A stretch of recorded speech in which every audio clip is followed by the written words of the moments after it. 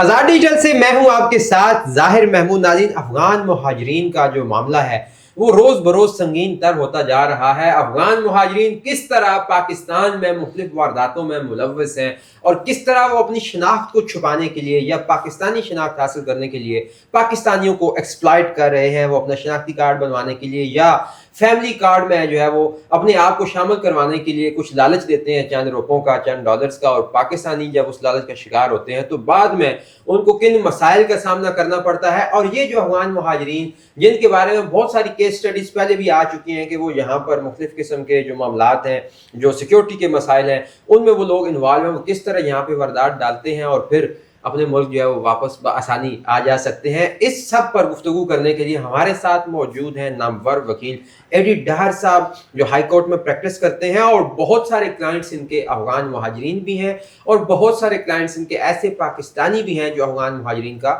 شکار ہو چکے ہیں۔ جناب ایڈی ڈار صاحب، thank you so very much for your time. Thank you very much. ذرا آج کے اس ٹاپک کو ہم شروع کریں ایکسپلور کرنا کہ کس طرح افغانی جو ہے وہ ایکسپلائٹ کر رہے ہیں پاکستانیوں کو اور خاص طور پہ پاکستان کو۔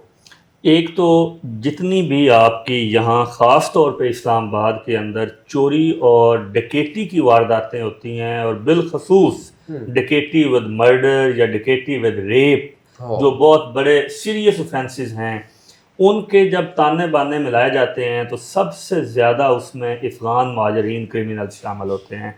لوکلز لوگ بہت کم شامل ہوتے ہیں۔ ہاں، وہ ان کو فیسیلیٹیٹ کرنے کے لیے تو ہو سکتے ہیں، لیکن جو پرنسپل اکیوزڈ ہیں وہ میکسیمم نمبرز میں افغان ریفیوجیز ہیں۔ اب لا انفورسمنٹ ایجنسیز کو مسئلہ یہ ہوتا ہے کہ نہ تو ان کا کوئی فنگر پرنٹ آپ کے پاس موجود ہے کہ وہ جا کے فرانزک کروائیں اور وہاں سے ایک ایکسپرٹ ایویڈنس کے ذریعے ان کو لوکیٹ کر لیں۔ یہاں سے وہ ڈکیٹی کریں گے، ڈکیٹی ود ریپ کریں گے، ڈکیٹی ود مرڈر کریں گے۔ جو چیزیں یہاں سے لوٹیں گے، یہ یہاں سے صبح کی بس پہ بیٹھیں گے اور طور خام سے اس کو پار کروا کے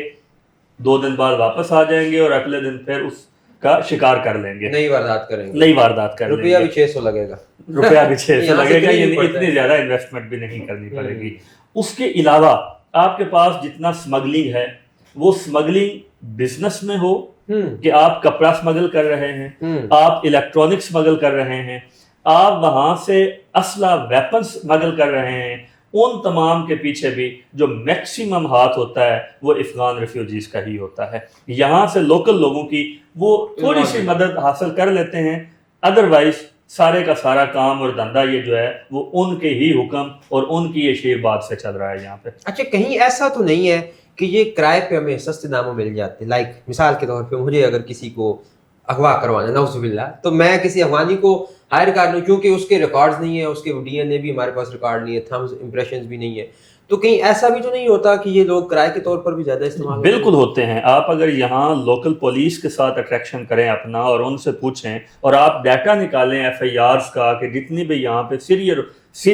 جو سیریس اوفینسز ہیں وہ ہوئے ہیں، ان میں آپ کو افغانستان کے جو ریفیوجیز ہیں ان کا ہی تعلق ملے گا۔ جو کرائے کے قاتل ہیں وہ بھی ملیں گے۔ یہاں ملٹیپل واقعات ایسے ہوئے، ایون ایک واقعہ ہمارے علم میں آیا کہ ایک بندہ جو ہے وہ یہاں اسلام آباد میں ایک ہوٹل میں آ کے رکا چند سال پہلے، اس کو لوکیٹ کر لیا گیا کہ وہ یہاں ہے، اور 2 افغانستان کے ریفیوجیز کو اس میں ہائر کر کے 6 لاکھ روپیہ انہوں نے پیسے دیے اور اس کو وہاں ہوٹل سے نکلتے ہوئے مرڈر کروا دیا۔ وہ سبسیکوینٹلی ہمارے لا انفورسمنٹ اداروں نے اس کو پکڑ بھی لیا اس نمبر سے جہاں سے انہوں نے کال کی تھی، لیکن بالکل یہ کرایہ کے قاتل کے طور پر، کرایہ کے جو ہے وہ زخم کرنے کے لیے کہ آپ نے زخمی کرنا ہے، اغوا کار کے طور پر، سمگلر کے طور پر، ڈکیٹ کے طور پر، چور کے طور پر، بالکل یہ میکسیمم کام کر رہے ہیں۔ پھر یہ لوگ جو مطلب ابھی تھوڑا سا کہتے ہوئے اس لیے بھی برا لگتا ہے کہ برادر ملک بھی ہے، اسلامی ملک بھی ہے، لیکن اوبویسلی اگر یہی لوگ آ کے ہمارے ملک میں بدامنی پھیلائیں گے تو کوئی بھی ان کا ساتھ نہیں دے گا۔ اب یہی جو افغان مہاجرین ہیں، پھر یہی یقینی طور پر ہنڈی بھی جو ہے وہ کرتے ہوئیں گے بآسانی؟ اور بالکل کرتے ہیں۔ میں نے جیسے شروع میں کہا کہ یہاں سے جب جو وہ ہے چوری کا مال یا جو ڈکیٹی کا مال ہے، جس طرح اس کو وہ بیرون ملک جا کے شفٹ کر کے آ جاتے ہیں، ہنڈی کی چیزیں اور بلیک مارکیٹ کی چیزیں اور ڈالرز جو ہیں ان کو لے کے جانا وہ تو بہت آسان ہے، بلکہ ملٹیپل کیسز ایسے بھی ہمارے سامنے آئے ہیں کہ یہاں پاکستان میں جو ڈالر کا ریٹ ہے وہ اور ہے، اور وہ آپ سے اس سے چند پیسے مہنگا ڈالر خریدیں گے اور اس ڈالر کو ہنڈی کے ذریعے یا ایون کیش کے ذریعے وہ افغانستان شفٹ کر دیں گے. آپ کے ملک میں جو ڈالر کی قلت پیدا ہوتی ہے, جو آپ کا ڈالر غائب ہو جاتا ہے مارکیٹ سے, اس کے بھی تانے بانے اسی اسمگلنگ کے ذریعے ملتے ہیں کہ وہ سارا ڈالر ادھر شفٹ ہو جاتا ہے. یہاں اب گفتگو کے دوران ہمیں یہ اندازہ ہو رہا ہے کہ ان لوگوں کے آنے سے اور ایکسپرٹیز حاصل کرنے کے بعد وہ جو پرانے زمانے میں ہم کچھ ماڈل ظاہر کرتے تھے باہر پیسے بھیجنے کی, ان کی ضرورت بھی نہیں ہے. نہیں ان کی ضرورت نہیں ہے. کرپشن جو ہے وہ اتنی آسان ہو گئی ہے کہ چونکہ ان لوگوں کے ذریعے آپ سستے داموں یہ چیزیں باہر پہنچا سکتے ہیں. بالکل ایسا ہی ہے, اس سے میں مکمل اتفاق کرتا ہوں آپ کی بات. اچھا, اب ایک دوسرا مسئلہ ہے, وہ یہ ہے کہ یہ پاکستانی شناخت حاصل کرنے کے لیے, اپنے آئیڈینٹی کارڈز بنوانے کے لیے, فیملی کارڈز بنوانے کے لیے آپ کے ساتھ یا میرے ساتھ کچھ معاملات طے کر کے تو آپ کی فیملی میں یا میری فیملی میں انوالو ہو جاتے ہیں, یہ شو کرنے کے لیے نادرا کو کہ ہم تو بھائی یہیں کے پلے بڑھے ہیں. وکیل صاحب, آپ مجھے یہ بتائیے کہ اس سے کس طرح ہم کو, آپ کو, پاکستانیوں کو مسائل کا سامنا کرنا پڑ سکتا ہے اور کس طرح ان کو مشکلات کا جو ہے وہ سامنا کرنا پڑ سکتا ہے. ایک تو ان کو آپ دو کیٹیگریز میں تقسیم کر لیں. ایک کیٹیگری وہ ہے جو یہاں رہنا چاہتی ہے, جن کا مدعا ہے کہ ہم پاکستان میں آ گئے ہیں, اب ہم نے واپس نہیں جانا. اب وہ کوشش کریں گے کہ پاکستان کے لافل ڈاکومنٹس حاصل کریں, پاکستان کے سٹیزن شپ حاصل کریں اور یہاں پہ اپنے آپ کو سیٹل کر لیں. اچھا, وہ لوگ جرنل کرائم میں کم انوالو ہوں گے, بلکہ وہ صرف اس ڈاکومنٹس کو بنوانے کے لیے جو کرائم ہوتے ہیں کہ جیلی سرٹیفکیٹ بنوا لیا, جیلی مدد لے لی, فیک ایفیڈیوٹس دے دیے, ان چیزوں میں انوالو ہوتے ہیں. جبکہ وہ جو کرمینلز ہیں جنہوں نے یہاں چوری, ڈکیٹی, مرڈر, ریپ اور وہ ساری چیزیں کرنی ہوتی ہیں, ہنڈی کرنی ہوتی ہے, وہ اپنے ڈاکومنٹس یہاں کے نہیں بنواتے, کیونکہ ان کو ایک اپریہنشن ہوتا ہے کہ اگر ہم نے ڈاکومنٹس بنوائے تو ہمارے تھم امپریشنز بھی ریکارڈ پہ آ جائیں گے, ہماری جو فیس ہے وہ بھی آ جائے گی, آنکھیں جو ہیں وہ بھی ریکارڈ پہ آ جائیں گی, تو ہم کسی بھی جگہ پہ ٹریس ہو سکتے ہیں. وہ پھر ان چکروں میں نہیں پڑتے.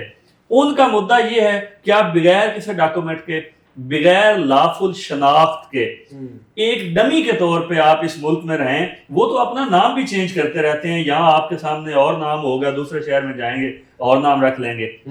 اور جب بارڈر کراس کرنا ہوگا تو شاید ان کا کوئی اور نام ہو جائے گا. تو وہ اس طرح آپریٹ کرتے ہیں. اچھا ڈاہر صاحب, یہ بتائیے کہ یہ اب ہمیں دو ایسے مسائل ہیں کہ ایک میں تو یہ لوگ وارداتوں میں ملوث ہیں, اور دوسرا وہ فیملیز میں انوالو ہو کے بھی, اس میں بھی دو ٹائپس ہیں, لیکن موسٹلی اگر وہ ایکسپلائٹ کرتے ہیں تو ان سے کیسے نمٹنا چاہیے؟ ریاست کے پاس کیا جو ہے وہ ایک حل ہو سکتا ہے ان سارے مسائل کو ختم کرنے کا؟ اس کا حل دو طریقوں سے ہے,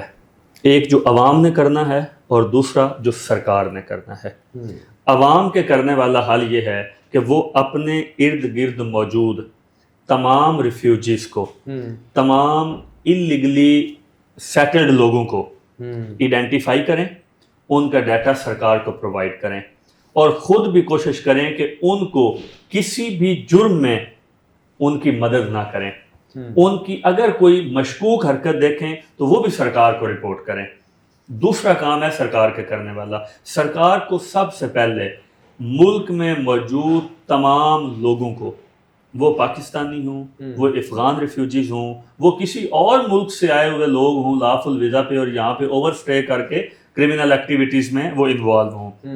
جیسے افریقنز وغیرہ لوگ یہاں آ کر وہ منشیات وغیرہ کے کاروبار میں منسلک ہو جاتے ہیں. ان تمام لوگوں کو ریکارڈ پہ لے کے آئیں. ملک کو پتہ ہو کہ اس ملک کے بارڈر کے اندر کون کون شخص موجود ہے, اس کے کیا ویئر اباؤٹس ہیں, اس کی کیا شکل ہے, اس کے کیا فنگر پرنٹس ہیں, اس کی کیا آئیڈینٹیفیکیشنس ہیں, وہ تمام چیزیں ان کے پاس موجود ہوں.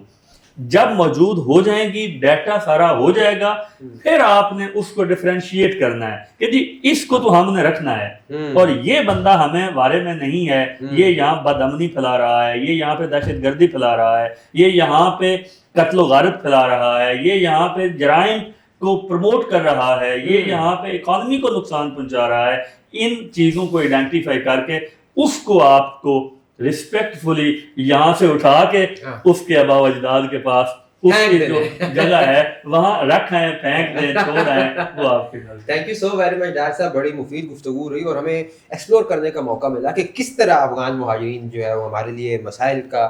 سامنا ان کی وجہ سے کرنا پڑ رہا ہے اور کس طرح ہم ان کو کنٹرول کر سکتے ہیں۔ دیکھیں ان کی وجہ سے یہاں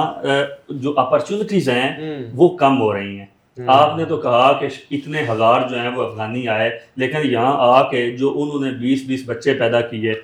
اور اتنی شادیاں کر لی، 14 لاکھ رجسٹرڈ ہیں اور 9 لاکھ غیر رجسٹرڈ ہیں۔ غیر رجسٹرڈ ہیں، رجسٹرڈ اور غیر رجسٹرڈ ہیں، غیر قانونی الگ ہیں۔ میرا ماننا یہ ہے کہ وہ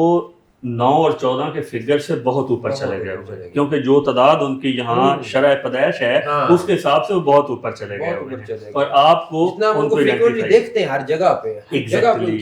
دیکھیں نا، وہ ہر کاروبار کے اوپر، ہر مارکیٹ کے اندر انلیگلی انہوں نے آکوپائڈ کیا ہوا ہے۔ ایک تو آپ کو وہ ٹیکس نہیں دیتے ہیں، دوسرا وہ تمام اپرچونٹیز جو آپ کے لوکل لوگوں کو ملنی تھی وہ کولیپس ہو رہی ہیں اور وہ شفٹ ہو رہی ہیں ان کے پاس، اور وہ فردر انلیگلی اور ان لافلی اس کو ٹرانسفر کر رہے ہیں۔ Thank you so much doctor صاحب۔ تو ناظرین، آپ نے آج کی گفتگو سنی کہ کس طرح افغان مہاجرین کا جو مسئلے ہیں ان کی وجہ سے وہ سنگین سے سنگین تر ہوتے جا رہے ہیں، اور اس کا ایک ہی حل ڈاکٹر صاحب نے بھی بتایا، جس سے ہم نے بھی اتفاق کیا کہ ڈیجیٹلائزیشن، ان کا ریکارڈ جو ہے وہ آن لائن کیا جائے، ان کو رجسٹرڈ کیا جائے، اور ہمیں پتہ ہو کہ کون اس وقت کہاں پر کیا کر رہا ہے۔ سو ہمیں امید ہے کہ آپ کو آج کی یہ ایپیسوڈ جو ہے وہ پسند آئی ہوگی۔ اس کے ساتھ ہی ہم دیجیے اجازت، خدا حافظ۔